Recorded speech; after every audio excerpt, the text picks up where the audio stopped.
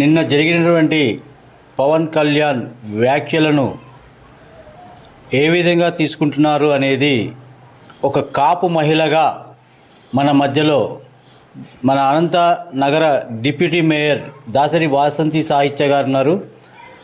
ఒక కాపు మహిళగా ఆమె కాపు నాయకుని గురించి ఏం చెప్తుందో ఆమె మాటల్లో అడిగి తెలుసుకుందాం. నమస్తే అండి. నమస్తే అండి. పవన్ కళ్యాణ్ గారు నిన్నటి దినాన చేసినటువంటి వ్యాఖ్యలను మీరు ఏ విధంగా తీసుకుంటున్నారు? మనం మొదటి నుంచి కూడా చూస్తున్నాం పవన్ కళ్యాణ్ గారి తీరు. సొంత తల్లిని దూషించిన వాడికి కొమ్ము కాస్తూ ఈరోజు పవన్ కళ్యాణ్ గారు రాజకీయ లబ్ధి కోసం, రాజకీయ పదవి కోసం ఏ తీరుగా పనిచేస్తున్నారనేది మనం గమనిస్తున్నాం. 10 సంవత్సరాల కాలం జగన్మోహన్ రెడ్డి గారు ఎంత పోరాటం చేసి ప్రభుత్వం ఏర్పాటు చేసి ప్రజల పక్షాన నిలబడి అభివృద్ధి సంక్షేమం అందిస్తున్నటువంటి ఈ తరుణంలో ప్రజల కోసం ఫలానా దానికోసం నేను నినాదం తీసుకుంటున్నాను, ఈ దానికోసం పనిచేస్తున్నాను ఒక ఎజెండా ఏ రోజైనా పవన్ కళ్యాణ్ గారు చెప్పారా? ఈరోజు నిజంగా జనసేన అనే పార్టీని స్థాపించిన తర్వాత ఏ ఒక్క రోజైనా ప్రజలకు ఇది తీర్చాలి నేను ఈ సమస్యనని ఆయన ఒక సభలో మాట్లాడిన విషయం మరో సభలో మర్చిపోతారు. ఆయన ఏం చదివింది ఆయనకు గుర్తుండదు. మరీ ముఖ్యంగా ఈరోజు కాపుల ఆత్మాభిమానాన్ని మరో పార్టీ దగ్గర మరొకరి దగ్గర తాకట్టు పెట్టినటువంటి పరిస్థితి చూస్తున్నాం. ఇది మరీ ఎంత దిగజారే విధంగా పవన్ కళ్యాణ్ గారు వ్యవహరిస్తున్నారనేది నిజంగా చాలా బాధాకరంగా ఉంది. 24 సీట్లు కేవలం కేటాయింపు కోసం ఇన్ని రోజులు తల్లిని దూషించిన పార్టీకి ఊడిగం చేశారా పవన్ కళ్యాణ్ గారు? ఏ రకంగా మీరు చంద్రబాబు నాయుడు గారి కోసం, అంటే దత్తపుత్రుడు అని అందరూ కూడా చెప్తున్నారు, ఇది ఆయన ప్రూవ్ చేసుకోవడం కోసం పాపం బహుశా ప్రయత్నం చేస్తున్నట్టున్నారు.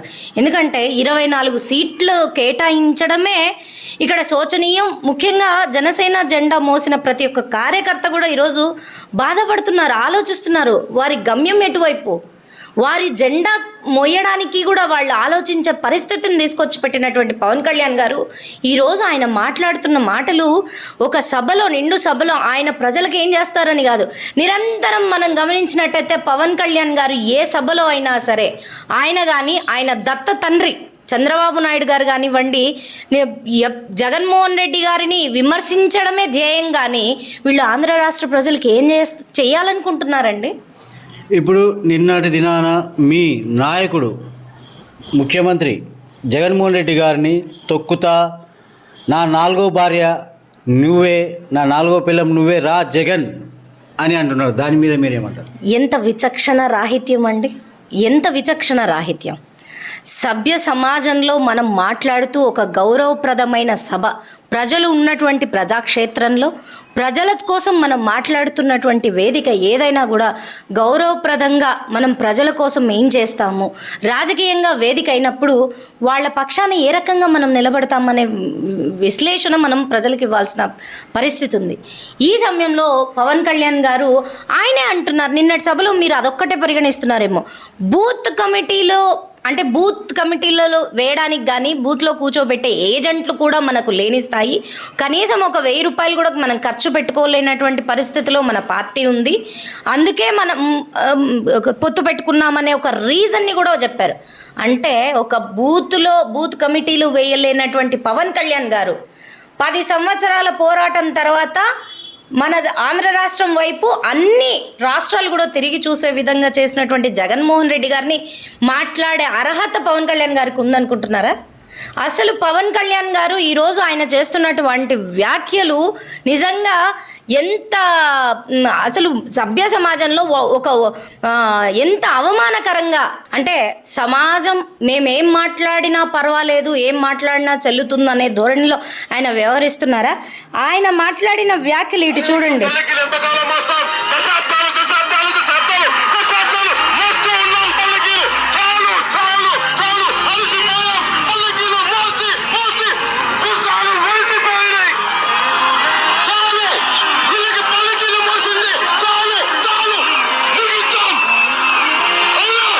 ఈ రకంగా వ్యవహరించిన ఈయన అంటే ఆయన మాటల మీద ఆయనకే నిలకడలేనటువంటి పరిస్థితి మనం చూస్తున్నాం. ఈరోజు జగన్మోహన్ రెడ్డి గారిని ఆయన ఎంత హేళనగా మాట్లాడుతున్నారు. గౌరవం ఉందా? గౌరవ ముఖ్యమంత్రి గారిని ఏ రకంగా వ్యాఖ్యానించాలి అన్న విచక్షణ కూడా లేకుండా ఈరోజు పవన్ కళ్యాణ్ గారు మాట్లాడుతున్నారు. అదే ముద్రగడ గారు కానీ హరిరామ్ జోగయ్య గారు కానీ ఆయనకి సూచనలు ఇస్తే సూచనలు ఇవ్వటం కాదు, పోరాడటానికి నాతో పాటు రండి అంటున్నారు. అంటే గతంలో ముద్రగడ గారిని ఎవరైతే ఇబ్బంది పెట్టారో, ఎవరైతే రోడ్డు పాలు చేశారో, ఎవరైతే అవమానం పాలు చేశారో అటువంటి పార్టీకి మీరు మద్దతు ఇచ్చి కొమ్ము కాస్తూ అటువంటి పార్టీ విజయం కోసం మీరు ఊడిగం చేస్తుంటే మన ఆత్మగౌరవాన్ని చంపుకొని మీతో పోరాడానికి ఎందుకు రావాలి వీళ్ళందరూ కూడా? నిజంగా కాపుల అభ్యున్నతి ఆయన కోరుకొని ఉంటే ఆ రోజు ముద్రగడ గారికి ఎందుకు ఈయన సహకరించలేదు, లేదా ఆయన్ని ఎందుకు పరామర్శించలేదు? పార్టీ పెట్టి ఇన్ని సంవత్సరాలు అయింది కదా. ముద్రగడ గారు కాపుల అభ్యున్నతి కోసం పోరాడినటువంటి ఒక వ్యక్తిగా ఆయన ఏ రోజైనా పవన్ కళ్యాణ్ గారు కలిశారా? కనీసం సూచనలు తీసుకున్నారా? ఈరోజు ఆయన ఏం సాధించడానికి పోరాటం చేస్తున్నానన్నది ఆయనకే క్లారిటీ లేదు. అసలు ఎవరి మీద పోరాటం చేస్తున్నారు అని అంటే కేవలం జగన్మోహన్ రెడ్డి గారు ప్రజల సంక్షేమాన్ని కోరుకుంటున్నారు కాబట్టి ఆయన పదవి నుంచి దించేయాలి. ఇది ఏదైతే 40 ఏళ్ల ఇండస్ట్రీ ఆయన చంద్రబాబు నాయుడు గారు దత్త తండ్రి గారు ఏ రకంగా ఆయన అయితే ఈయన ట్రైనింగ్ ఇస్తున్నారో ఆ రకంగా ఈయన నడుచుకుంటున్నారు. బూత్ కమిటీల్లో ఏజెంట్లను కూర్చోబెట్టే స్థాయి లేని పవన్ కళ్యాణ్ గారు కూడా ఆంధ్ర రాష్ట్రంలో కాంగ్రెస్కి ఎన్ని సంవత్సరాల కాంగ్రెస్ పార్టీని కూడా గడగడలాడించి కేంద్రం మెడలు వంచి రాష్ట్రాభివృద్ధి కోసం పాటుపడుతున్నటువంటి జగన్మోహన్ రెడ్డి గారి గురించి మాట్లాడే అర్హత ఆయనకు లేనే లేదు. మరీ ముఖ్యంగా నిన్న ఆయన వ్యాఖ్యానించినది చాలా నిజంగా సిగ్గుచేటు. ఒక అజెండా కూడా ఆయనకి లేనటువంటి పరిస్థితుల్లో ఈరోజు ఎన్నికలకు ఏ రకంగా సన్నద్ధం అవ్వాలి జన సైనికులు అనేది కూడా ఒక దిశానిర్దేశం కూడా ఇవ్వలేనటువంటి పరిస్థితిలో వీళ్ళ మాటల గురించి మాట్లాడడం అవసరం అంటారా? వాసంతి గారు, ఒకటే ఒక క్వశ్చన్ మీకు. పవన్ కళ్యాణ్ గారికి జగన్మోహన్ రెడ్డి గారు అంటే ఎందుకు అంత ద్వేషం, అంత కోపం, అంత ఆయన పేరు ఆయన వస్తేనే, ఆయన పేరు నోటి నుంచి వస్తేనే ఆయన ఊగిపోతాడు? ఎందుకు అంత కోపం, బాధ అవన్నీ ఎందుకని? పాపం అండి, నిజం చెప్పాలి ఇక్కడ. ఎందుకంటే పవన్ కళ్యాణ్ గారి మదిలో చాలా బాధ ఉంది. ఎందుకంటే చంద్రబాబు నాయుడు గారు వాళ్ళ తల్లిని దూషించారనే విషయాన్ని ఆయన చెప్పారు కదా, గతంలో చెప్పారు కదా. అందుకు పాపం ఆయనకి చాలా ఉద్రేకంగా ఉండినారు. ఆ ఉద్రేకంతోనే రాజకీయంలోకి వచ్చారు. ఆ ఉద్రేకంతోనే చంద్రబాబు నాయుడు గారి గురించి కూడా మాట్లాడారు. కాకపోతే ఇక్కడ ఏమైందంటే దత్త తండ్రి ఏ విధంగా చెప్తే ఆ విధంగా ఆయన నడుచుకోవాలి. చూడండి, ఇంత అడ్డగోలుగా ఇంత అండగా తెలుగుదేశం పార్టీకి ఉంటే, తెలుగుదేశం పార్టీ మనకి ఇచ్చింది. నా తల్లిని దూషిస్తారా మీరు ఛానల్ ప్రోగ్రామ్స్ లో, ప్రోగ్రామ్స్ లో? జగన్మోహన్ రెడ్డి గారి మీద ఎందుకు అంత కోపం అనేది? ఎందుకంటే గుండెలు బాదుకొని జగన్మోహన్ రెడ్డి గారిని తొక్కుతా అంటున్నాడు. ఉద్రేకము ఈ ఉద్రేకంగా వచ్చినటువంటి పవన్ కళ్యాణ్ గారికి పాపం ఏం చేయాలో పాలుపోయినటువంటి పరిస్థితుల్లో ఆయన పార్టీని దత్త తీసుకొని విలీనం చేసుకొని చంద్రబాబు నాయుడు గారు స్క్రిప్ట్తో సహా ఆయనకి ఇస్తున్నారు కదా. సో స్క్రిప్ట్లో భాగంగానే వాళ్లకు జగన్మోహన్ రెడ్డి గారిని విమర్శించడమే ధ్యేయం. ఆయన ఆవేశపరులు పవన్ కళ్యాణ్ గారు. అలానే కాదు, జగన్మోహన్ రెడ్డి గారు పవన్ కళ్యాణ్కి ఏమైనా చేశారా, లేకుంటే జగన్మోహన్ రెడ్డి గారి మీద ఎందుకు అంత కక్ష, ద్వేషం అని? ఎదుర్కోలేక, రాజకీయంగా ఆయన ఎదుర్కొనే సత్తా లేక, ఆయన చేస్తున్నటువంటి సంక్షేమంలో ఏమీ ఆలోచనలు వాళ్ళకు రాలేదు కాబట్టి, ఈ 40 ఏళ్ల ఇండస్ట్రీ ఆయనతో ఈయన కలిశాడు కాబట్టి ఈ ఆవేశం జగన్మోహన్ రెడ్డి గారు. ఒకటండి, శత్రువులు పెరుగుతున్నారు అని అంటే ఆ పరిస్థితి, పరిణామం ఏ రకంగా ఉంటుందంటే రాజు బలవంతుడైనప్పుడే ఈ శత్రువులందరూ ఏకమవుతారు. ఆయన ఏ రకంగా రాష్ట్ర సంక్షేమాన్ని, అభివృద్ధిని ముందుకు తీసుకుపోతున్నాడో రాజకీయంగా జగన్మోహన్ రెడ్డి గారిని ఎదుర్కోలేక వీళ్ళు ఇటువంటి విమర్శలు, స్టేజ్లు ఎక్కిన దగ్గర నుంచి దిగే వరకు కూడా జగన్మోహన్ రెడ్డి గారిని అధికారంలో నుంచి దించడానికో, జగన్మోహన్ రెడ్డి గారు చేస్తున్న ప్రతి ఒక్కదాన్ని విమర్శించడానికో తప్పితే వీళ్లకు ఒక ఎజెండా అనేది ఎక్కడా కూడా కనిపించడం లేదు. కేవలం జగన్మోహన్ రెడ్డి గారిని విమర్శించడానికి కోసమే రాజకీయాల్లోకి వచ్చారు కాబట్టి కనీసం బూత్ ఏజెంట్లను కూడా వాళ్ళు నియమించుకోలేనటువంటి పరిస్థితుల్లో వాళ్ళు ఉన్నారు. గల్లీలో గెలవలేని నాయకుడు ఈరోజు స్టేజ్లు ఎక్కి మాట్లాడి పొత్తు పెట్టుకొని 10 సంవత్సరాల తర్వాత కేవలం 24 సీట్లకే అంకితమయ్యారు. అదే నిదర్శనం కనిపిస్తుంది. అదే జగన్మోహన్ రెడ్డి గారు 10 సంవత్సరాల్లో ఎంత కష్టపడ్డారు, ఎన్ని పార్టీలతో పోటీ పడ్డారు, ప్రభుత్వం ఏర్పాటు చేసి ప్రజల పక్షాన ఏ రకంగా నిలబడ్డారు.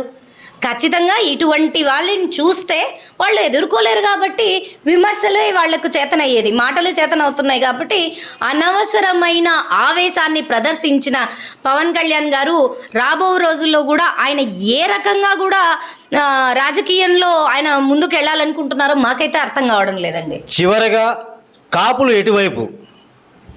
ఖచ్చితంగా కాపులు ఎటువైపు అంటే అభ్యున్నతి వైపే ఉంటారు, కాపులను ఆదరిస్తున్నటువంటి వారి వైపే ఉంటారు. ఈరోజు జగన్మోహన్ రెడ్డి గారు ఎక్కడ కూడా కాపులను మభ్యపెట్టే విధంగా వ్యవహరించలేదు. ఎన్నికల ముందు కాపులు బీసీలలో చేర్చాలి అన్నటువంటి నినాదాన్ని ఆయనకి తెలియజేసినప్పుడు అది చేయడానికి వీలు పడదని ఆయన సుస్పష్టం చేయడం జరిగింది. అప్పుడే స్పష్టంగా కాపులను ఆయన ఎప్పుడు కూడా మోసపూరితమైన మాటలతో ఆయన అధికారం చేజెక్కించుకోవాలని అనుకోలేదు కాబట్టి ఆ రోజు కాపులను ఆ విధంగా రిజర్వేషన్ ఇవ్వడం కుదరదనే విషయాన్ని ఆయన బహిరంగంగా చెప్పడం జరిగింది. అటు తర్వాత చాలా ఉన్నతమైన స్థానాల్ని కాపులకు కేటాయించడం జరిగింది.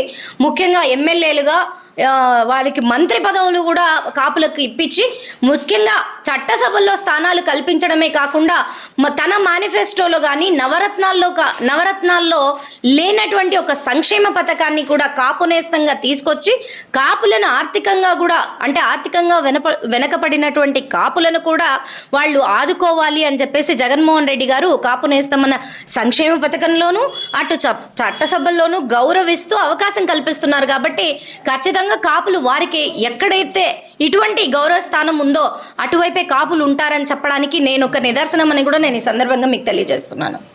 పొత్తులో భాగంగా టీడీపీ జనసేన ఈ రెండు ఉన్నాయి. ఈ అలయన్స్లో జనసేన తరపున ఒక అభ్యర్థి నిలబడితే టీడీపీ వారి మద్దతు పూర్తిగా ఉంటుందా? ఆల్రెడీ మనం చాలా నియోజకవర్గాల్లో కూడా చూస్తున్నామండి. వీళ్ళు పార్టీ ప్రోగ్రామ్స్ పెడుతున్నటువంటి మీటింగుల్లోనే సభల్లోనే టీడీపీ నాయకులు కానీ టీడీపీ కార్యకర్తలు కానీ వీళ్ళు చెప్పిన వర్షన్కి జనసేన నాయకులు వాళ్ళు అంగీకరించటం లేదు, వాళ్ళు చెప్పిన వర్షన్ వీళ్ళు అంగీకరించటం లేదు. తరపున ఒక అభ్యర్థి నిలబడితే టీడీపీ వారి మద్దతు పూర్తిగా ఉంటుందా? ఆల్రెడీ మనం చాలా నియోజకవర్గాల్లో కూడా చూస్తున్నామండి. వీళ్ళు పార్టీ ప్రోగ్రామ్స్ పెడుతున్నటువంటి మీటింగుల్లోనే సభల్లోనే టీడీపీ నాయకులు కానీ టీడీపీ కార్యకర్తలు కానీ వీళ్ళు చెప్పిన వర్షన్కి జనసేన నాయకులు వాళ్ళు అంగీకరించటం లేదు, వాళ్ళు చెప్పిన వర్షన్ వీళ్ళు అంగీకరించటం లేదు.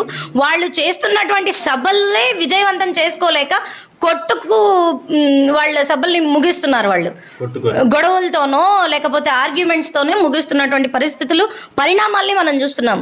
వీళ్ళు అక్కడ వాళ్ళ ఒక పదవీకాంక్షతో ముందుకు పోతున్నారు కాబట్టి ప్రతి చోట కూడా ఇదే గమనిస్తున్నాం. కానీ ఎక్కడ కూడా వాళ్ళ నియోజకవర్గ సమస్యలు ఎటు తీసుకురావాలి, వాళ్ళ ఒక నియోజకవర్గంలో ఏ రకంగా పనిచేయాలి అన్న ఆకాంక్ష ఎవ్వరికి కూడా కనిపించడం లేదు. మరీ ముఖ్యంగా 24 మంది క్యాండిడేట్లు ఉన్నారా అండి? ఫస్ట్ సీట్లు అయితే కేటాయించామని చెప్తున్నారు, కనీసం క్యాండిడేట్లను డిక్లేర్ చేశారా? వాళ్ళు జనసేన వాళ్ళు క్యాండిడేట్లను డిక్లేర్ చేశారా? మళ్ళీ అప్పుడే విజయం వరకు వెళ్ళారు. ముందు ఏజెంట్లను చూసుకోమని చెప్పండి సార్, తర్వాత చూద్దాం విజయమా తర్వాత అపజయమా అన్న విషయం. ఏజెంట్లు లేని ఎలక్షన్లు చెయ్యలేని వీళ్ళు ఇన్ని పార్టీలతో పొత్తు పెట్టుకొని వాళ్ళకు ఒక ఎజెండా కూడా లేకుండా ముందుకెళ్తున్నారు. వాళ్ళు విజయం గురించి మాట్లాడుతున్నారు ఏంటండి? చివరిగా కాపులు, ఒక కాపు మహిళగా మీ కాపులకు మీరు ఏం చెప్పాలనుకున్నారు? కాపుల ఆత్మాభిమానాన్ని తాకట్టు పెట్టి కాపులను దిగజార్చే పరిణామాన్ని మీరు ఏ రకంగా తీసుకుంటున్నారు అన్న విషయం స్వయంగా నేను ఇక్కడ మా కాపు పెద్దలు కానివ్వండి, సంఘ పెద్దలు కానీ ఎన్నోసార్లు విశ్లేషించడం జరిగింది.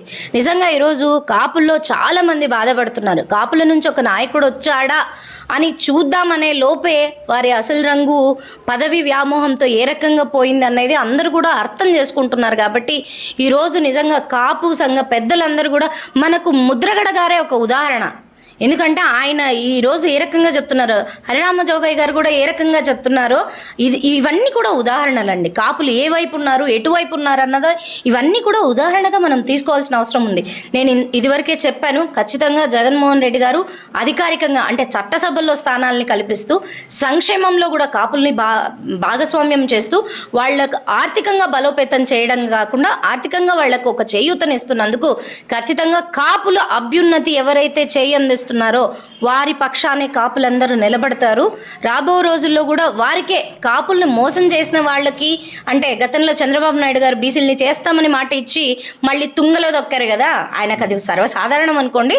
సో ఇలాంటి వాళ్ళనైతే నమ్మబోరు తప్పకుండా. ఎవరైతే అవకాశం మీరు చెప్పేది మీ కాపులకి మీరు చెప్పే సందేశం, నేను ఇప్పుడు మనం బాగా ఆత్మవిమర్శ కూడా చేసుకోవాల్సిన అవసరం ఖచ్చితంగా ఉంది. ఆ కాపులకు గుర్తింపు కూడా లేనటువంటి పార్టీల్లో పనిచేసి ఏ రకంగా మనము నిజంగా గౌరవాన్ని కోల్పోయారో, లేదా చట్టసభల్లో స్థానాలు కూడా దక్కించుకోలేనటువంటి పరిస్థితులు చూసారో, ఈరోజు జగన్మోహన్ రెడ్డి గారి ప్రభుత్వంలో కాపులకు ఎంత మంచి గౌరవం దక్కింది అన్నది మనందరం కూడా ఆలోచించుకోవాలి. మన కాపుల అభ్యున్నతి ఖచ్చితంగా జగన్మోహన్ రెడ్డి గారు సహకరిస్తారు. కాబట్టి మీరు అందరూ కూడా మనకు ఈ వైఎస్ఆర్ కాంగ్రెస్ పార్టీకి సహకరించమని నేను సవినయంగా కోరుకుంటున్నాను. ఈ సందర్భంగా ప్రతి కాపులు కూడా మన బిడ్డల భవిష్యత్తును కూడా మనం తీర్చిదిద్దుకునే రకంగా ఈ ప్రభుత్వం పనిచేస్తుంది. కాబట్టి మన కోసం, మన అభ్యున్నతి కోసం మనకు చేయూతనందిస్తున్నటువంటి ప్రభుత్వానికి తోడ్పాటు ఇవ్వాల్సిన బాధ్యత మనకు కూడా ఉంది. కాబట్టి కాపు మహిళలుగా నాకు ఒక అవకాశం కల్పించి నేను ఒక్కటే కాదు, ఈరోజు చైర్పర్సన్స్గా కానివ్వండి, ఎన్నో అవకాశాలు శాసనసభ్యులుగా కానివ్వండి, మంత్రి పదవులు కూడా ఇచ్చినటువంటి పరిస్థితిని పరిణామాల్ని మనం చూస్తున్నాం. ఇలాగే మనం ఈ ప్రభుత్వానికి సహకరించినట్టయితే తప్పకుండా మనం రాబో రోజుల్లో కూడా కాపులకు సముచిత స్థానాన్ని, ఉన్నత స్థానాన్ని జగన్మోహన్ రెడ్డి గారు ఇస్తారని కూడా నేను ఈ సందర్భంగా తెలియజేసుకుంటున్నాను. అందుకే మా మద్దతు కూడా తప్పకుండా జగన్మోహన్ రెడ్డి గారికి ఉంటుంది. ఎందుకంటే ఆయన మాట ఇచ్చిన విధంగా కాపులకు సంక్షేమాన్ని, అభివృద్ధిని మాకు ఖచ్చితంగా అందించారనేది నేను నమ్ముతున్నానండి. Okay, thank you.